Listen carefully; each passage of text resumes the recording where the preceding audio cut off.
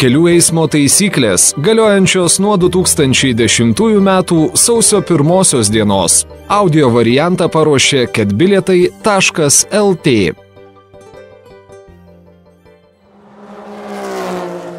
7 skyrius – keleivių pareigos.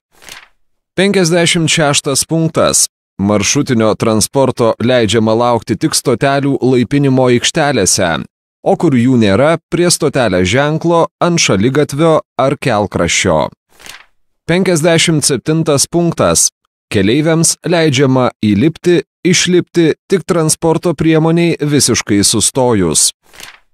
58 punktas. Jeigu tikrinantis pareigūnas sustabdo transporto priemonę, keleiviams leidžiama išlipti tik jam leidus. 59 punktas.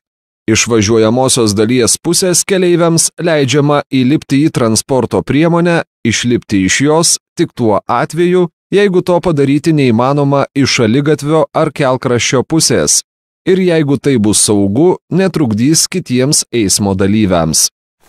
60 punktas.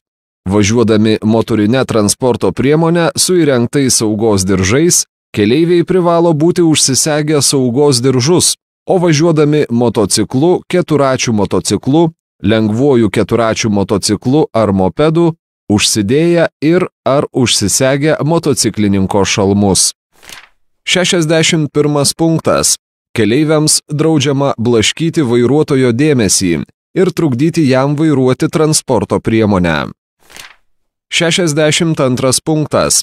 Krovininio automobilio kėbule važiuojantiems asmenims draudžiama stovėti, sėdėti ant bortų, būti ant krovinio aukščiau už bortus.